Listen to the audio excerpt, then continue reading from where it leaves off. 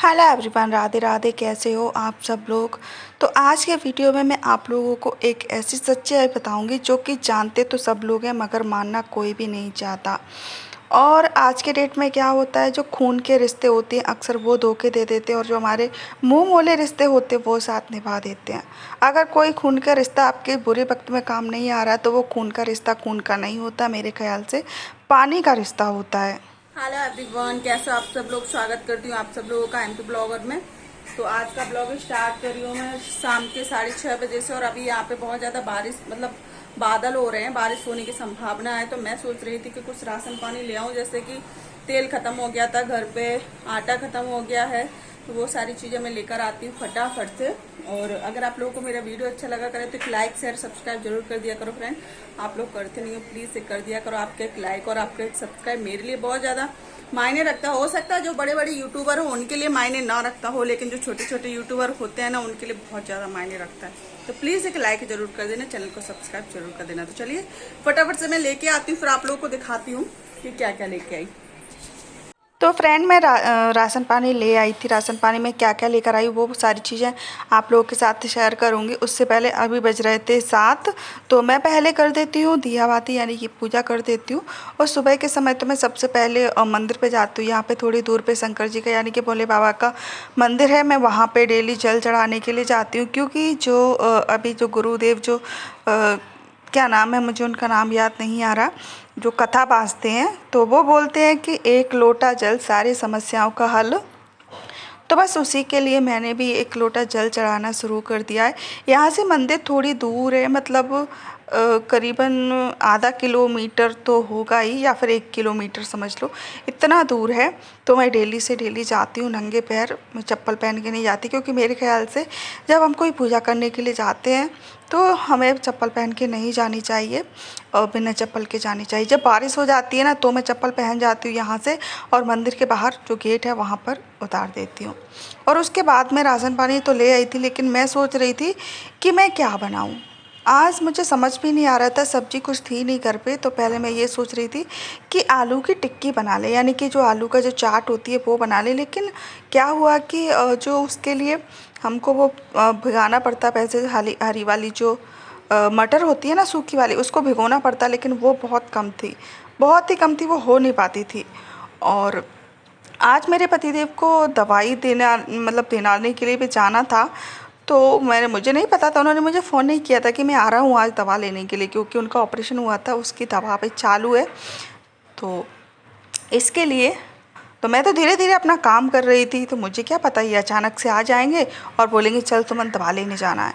तो मैंने कहा चलो ठीक है, मैं जो काम कर रही थी वो मैं वहीं पे छोड़ के इनको दवा लेने के लिए पहुंच गई, क्योंकि वहाँ पे बहुत ज़्यादा समय लग जाता है, नंबर लगाना पड़ता है, करीबन 1-1.5 घंटा लग जाता है बैठे बैठे। तो 6:30 बजे ये आ गए थे, तो फिर मैं इनको दवा दिलाने के लिए चली गई थी। और फिर आने के बाद फिर मैं लग गई अपने काम में। तो उसके लिए मैंने एक ये निकाला है, देखो मैं तेल लेकर आई थी 2 किलो। मैं इस तरीके से छुट्टा ही लेकर आती हूँ, और ये बड़ी वाली कैन है, तो इसमें हमको निकालना था। तो मैंने कहा कैसे निकालो, अगर मैं ऐसे निकालूंगी तो फैल जाएगा, कितना महंगा आता है तेल, फैलना नहीं चाहिए। तो मैंने एक बॉटल ले ली, बॉटल को ऊपर का जो होता है ना इससे उसको भाग, जहाँ पे ढक्कन लगा होता है ना उसका उतना भाग कट करके और इस तरीके से फूल जैसा बना लिया। और ये देख लीजिए तेल कितने आसानी से इसमें निकल गया, कोई दिक्कत नहीं, एक बूंद भी तेल बाहर नहीं गिरा। आप इस तरीके से तेल क्या, घी, दूध, दही, मठा, कुछ भी आप इस तरीके से बॉटल में भरना चाहते हो इस तरीके का आप यूज़ करिए। तो फिर मैंने सोचा एक काम करती हूँ, अभी मैं लेकर आई थी, क्या पता आप लोगों को, अभी मैं लेकर आई थी उड़द चने की दाल, क्योंकि कभी कभी सब्जी नहीं होती है तो क्या बनाऊँ। तो आज मैं बना रही हूँ उड़द चने की दाल। मुझे भी पसंद है, इनको भी पसंद है, तो मैं चने की दाल ज़्यादा डालती हूँ, क्योंकि उड़द की दाल होती है वो थोड़ी क्या बोलते, पचने में थोड़ा दिक्कत देती है, इसलिए मैं उड़द की दाल थोड़ी डालती हूँ और चने की दाल थोड़ी ज़्यादा डालती हूँ। चने की दाल में कोई दिक्कत नहीं है, इसलिए चलिए इसको उबालने के लिए रख देते हैं फटाफट से। तो मैं आप लोगों से एक बात बोल रही थी फ्रेंड, मैं आप लोगों से ये बात बोल रही थी कि कोई भी रिश्ता हो, कोई भी खून का रिश्ता हो, अगर हमारे बुरे समय में हमारे काम नहीं आ रहा है तो मेरे हिसाब से तो वो रिश्ता खून का नहीं पानी का है। और जो हमारे मुँह मोले रिश्ते हैं वो हमारे काम आ रहे हैं तो हमारे लिए वही खून के रिश्ते हैं। लेकिन बहुत लोग क्या करते हैं कि मानते नहीं हैं, कि नहीं नहीं मेरे तो वही ख़ास है, मेरा तो वही ख़ास है, चाहे वो आपको पूछे या फिर ना पूछे। देखो मैं तो एक बात जानती हूँ, अगर आपके घर किसी का बर्थडे, किसी की शादी या फिर मतलब कुछ हंसी खुशी का प्रसंग हो रहा है, तो आपके अगर एक बार ना आए तो चलेगा, लेकिन आपको दुख है, कोई परेशानी है, कोई प्रॉब्लम है, तब वो आपका साथ देने, साथ तो छोड़ो अगर आपको देखने तक नहीं आ रहे हैं। ऐसा ही हमारे साथ भी हुआ है। मेरे पतिदेव का जब ऑपरेशन हुआ था ना, तो उनके जो रिलेटिव, हम नाम किसी का नहीं लेंगे, उनका जो रिलेटिव यहाँ पे खास खास रहते थे, लेकिन कोई भी नहीं आया हेल्प करने के लिए कि कैसे हो कैसे नहीं हो, जब ज़रूरत पड़े मुझे बुला लेना, मैं तुम्हारे साथ चलूँगा। क्योंकि मैं तो अकेली लेडीज़ हूँ, तो मैं क्या क्या देखूँगी। मैं फिर भी भगवान के कहते हैं कि जिनका कोई साथ नहीं देता उनका ऊपर वाला साथ देता है। तो बस वही मेरे साथ भी, मैंने सारी चीज़ें अकेले हैंडल करी। और डर तो हर किसी को लगता है, चाहे वो कहे या फिर ना कहे, लेकिन मेरे ख्याल से। और फिर उसके बाद चलो ठीक है, जैसे तैसे सब हैंडल हो गया। उसके बाद भी हालचाल पूछने तक नहीं आए कि कैसे हो, ठीक हो कि नहीं, सब कुछ सही चल रहा है कि नहीं। नहीं, जब उनको ज़रूरत पड़ती है तब वो आते हैं। ऐसे होते हैं कुछ लोग, ऐसे मतलबी होते हैं। मेरे ख्याल, मेरे हिसाब से मैं तो उसे मतलबी कहती हूँ, जो एहसान फरामोश होते हैं। जब किसी चीज़ की ज़रूरत पड़ती है तो यहाँ पर आते हैं, बाकी का उनको कोई रिश्ता नहीं है, कोई मतलब नहीं है। बस ऐसे होते हैं कुछ लोग। लेकिन बात यह है ना कि हम जैसा करते हैं वैसा भगवान फल देता है। अगर हमने गलत किया है किसी के साथ, तो ये मत सोचो कि हम ये गांव छोड़ देंगे, ये शहर छोड़ देंगे तो सब कुछ सही हो जाएगा। नहीं, अगर आपने कुछ गलत कर्म किए हैं, गलत किया है किसी के साथ, तो कभी ना कभी वो गलत जो बुरे कर्म होते हैं वो आपका पीछा कहीं भी नहीं छोड़ते। चाहे आप ऑल इंडिया में चले जाओ, पाकिस्तान में चले जाओ, या फिर कहीं भी चले जाओ, वो बुरे कर्म आपका पीछा कभी भी नहीं छोड़ते। जो आपने बोया है वो तो आपको काटना ही पड़ेगा। और अगर तुमने अच्छे कर्म किए हैं तो बस अच्छा फल मिलेगा। उसी तरीके से आप कहीं भी चले जाओ, आपके अच्छे कर्म आपके साथ रहेंगे। तो बस यही सोचती हूँ मैं तो, कि बस भगवान देखता है कि कौन गलत कर रहा है कौन सही, और उसको यहीं के यहीं पे फल भी देता है। ऐसा हम लोग सोचते हैं कि नहीं वो तो बढ़िया रह रहे हैं, गलत कर रहे हैं फिर भी बढ़िया आराम से रह रहे हैं। ऐसा नहीं है। आज नहीं तो कल जब भगवान हिसाब करने पे उतरता है ना, तो सबका क्लियर कर देता है। एक एक पाई पाई का हिसाब रखता है भगवान, कि कब किसने किस पे दोष लगाया था, कब किसने किस पे दिल दुखाया था, सब उसके पास है। तो इसीलिए मैं तो किसी से कुछ कहती नहीं हूँ। और अगर कोई सामने से तो वो करता है उंगली, तो मैं उसे छोड़ती नहीं हूँ, चाहे कोई भी बना रहे। तो ये मैंने बना दिया था, ये मैंने बनाया था। क्या पता आप लोग को, यहाँ के लोग इसको चेवड़ा बोलते हैं।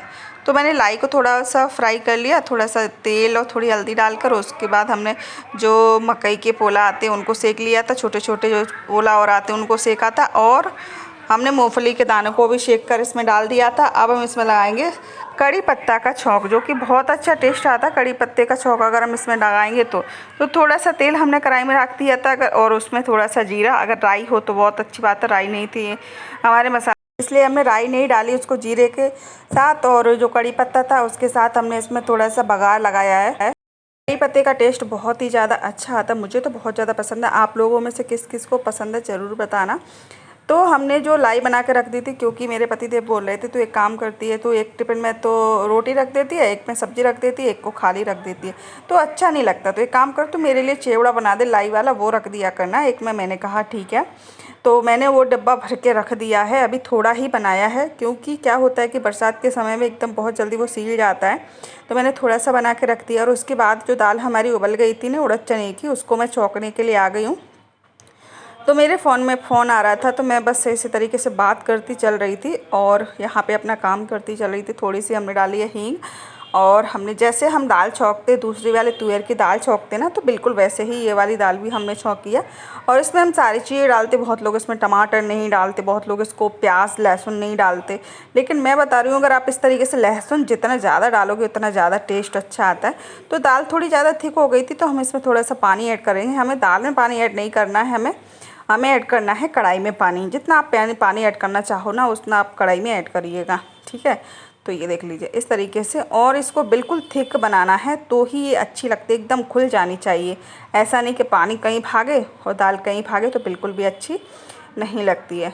तो दाल हमारी चुक चुकी थी।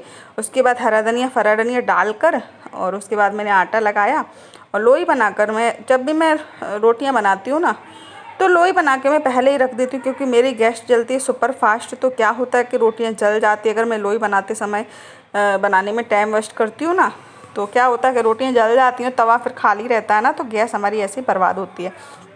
हाँ फ्रेंड, मैं एक बात तो आप लोगों से बोलना भूल ही गई कि please please please please channel को सब्सक्राइब कर लिया करो फ्रेंड। आप लोग करते नहीं हो, बहुत दिन हो गया मुझे यूट्यूब पर, अब मुझे थोड़ा सा तो ग्रो हो जाने दो ना प्लीज़। और एक लाइक और एक सब्सक्राइबर ही आप लोगों से मांगती हूँ मैं। तो चलिए जल्दी जल्दी रोटियां बनाना है। अभी पतिदेव आए नहीं हैं, बज रहे हैं 9। तो ये देख लीजिए बर्तन भी कितने ज़्यादा इकट्ठे हो गए। तो मैं क्या करती हूँ कि जब रोटी सब्जी हमारी बन जाती है तो मैं किचन क्लीन करके बर्तन जितने भी होते हैं पहले के सारे बर्तन धो के सब्जी में किसी दूसरे बर्तन में निकाल कर फिर उसके बाद क्लीन कर देती हूँ। बात का काम मैं नहीं रखती। क्या होता है कभी कभी ये बहुत लेट आते हैं, 10 साढ़े 10 बजे भी आते हैं रात को, तो खाना वाना खाते हैं 11 बज जाते, फिर ढेर भरे बासन हो जाते हैं। उनको धोते धोते मुझे अच्छा नहीं लगता, मुझे परेशान ऐसा लगता है कि बस आराम करो अब। तो इसके लिए मैं सारा काम पहले से ही निपटा लेती हूँ। हाँ, ये कभी कभी जल्दी आ जाते हैं तो मैं जल्दी खाना खा पी के जल्दी सारे बर्तन इकट्ठे धो लेती हूँ, लेकिन ये लेट आते हैं ना तो पहले ही मैं सारा काम निपटा लेती हूँ। तो जैसे कि मैंने आप लोगों को बोला था कि मैं सारा काम पहले ही निपटा लेती हूँ, मैंने कढ़ाई में दाल छौंकी थी तो दाल मैंने दूसरे बर्तन में निकाल दिया और मैं यहाँ पर बर्तन धो ले रही हूँ जो पहले के होते हैं। खाने वाले को तो कुछ ज़्यादा होता ही नहीं, क्योंकि हम दोनों एक ही थाली में खाना खा लेते हैं, तो एक थाली एक कटोरी एक गिलास बस इतना होता है, बात का कोई नहीं। हाँ, और इनका टिफ़िन होता है, बस इतना होता है। बाकी का तो सब मैं पहले ही धो के रख देती हूँ। तवा और जो रोटी बनाती है वो परात और सारी चीज़ जितने भी मतलब थोड़े बहुत एक्स्ट्रा भी हो जाते हैं उनको भी मैं अभी ही धो के रखती हूँ। और गैस को अच्छे से क्लीन करके सारी चीज़ें मैं अभी ही निपटा देती हूँ। तो बात के लिए कुछ रहता नहीं है, तो हमें बस दिमाग में रहता है कि बस मेरा सारा काम हो गया है, हमको ज़्यादा करने की कोई ज़रूरत नहीं है। और मैं पता फ्रेंड क्या सोच रही थी, मैं ये सोच रही थी अभी से ना मैं थोड़ा थोड़ा एक्सरसाइज भी किया करूँगी, वो भी आप लोगों के साथ शेयर किया करूँगी कि मैं कौन कौन सा एक्सरसाइज करती हूँ। क्योंकि मैंने सुना है कि योगा और एक्सरसाइज से भी बहुत जल्दी वज़न कम हो जाता है, तो मुझे वज़न कम करना है अपना। वैसे तो मैंने बहुत ज़्यादा कोशिश करी है डाइटिंग करके, लेकिन सिर्फ डाइटिंग से कुछ नहीं होता है।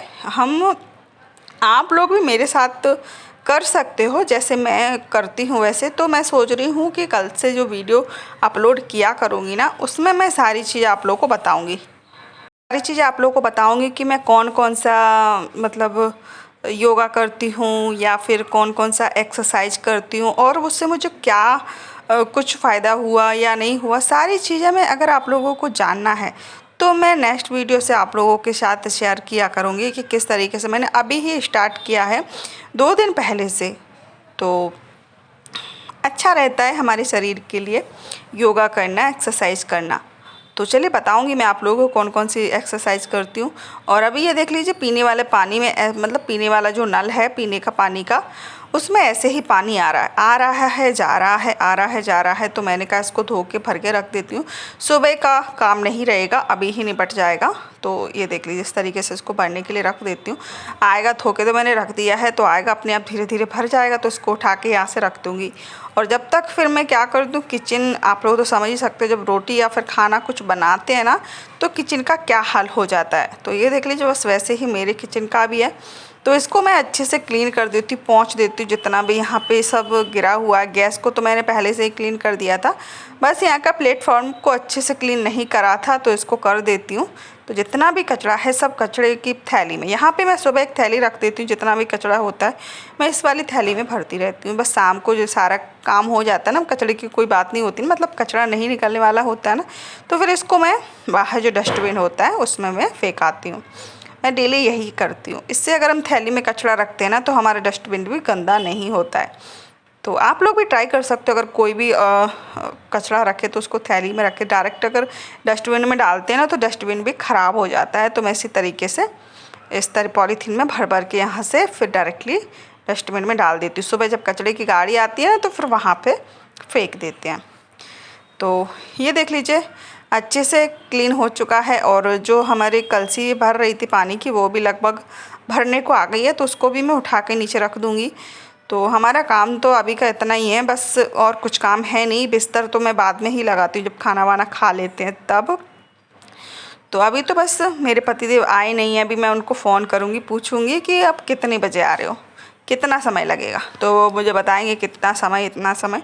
तो इस हिसाब से मेरा सारा काम निपट चुका है। ये देख लीजिए, थोड़ा हाथ पैर धो धा के बस आराम से रिलैक्स करके बिग बॉस देखूँगी, क्योंकि अभी बिग बॉस में शिवानी गई है तो भैया बिग बॉस तो देखना बनता है।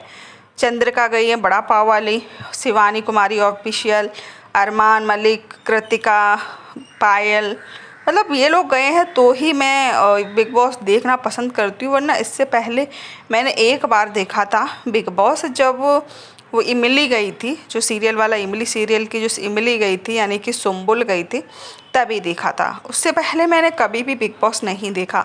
अब थोड़ा इंटरेस्ट आता है क्योंकि शिवानी कुमारी के मैं ब्लॉग देखती थी डेली, अब उनको हम बिग बॉस में देखते हैं तो बहुत ज़्यादा अच्छा लगता है कि वो हमारे कल्चर को आगे ले जा रही है, वो हमारी संस्कृति को आगे ले जा रही हैं। वो इतने बड़े बड़े सेलिब्रिटी के बीच भी अपने गाँव की भाषा बोलती हैं, तो उन लोगों को भी समझ में आएगा ना कि हाँ हमारी मातृभाषा क्या है और हमारा कल्चर क्या है। हम कितना भी आगे बढ़ जाएं लेकिन अपने कल्चर को नहीं छोड़ना चाहिए।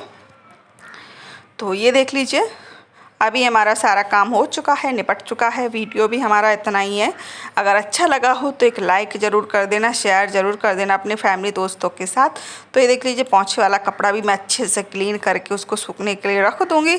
तो बस तो मिलती हूँ नेक्स्ट वीडियो में। वीडियो अच्छा लगे तो लाइक करना। तब तक के लिए बाय बाय।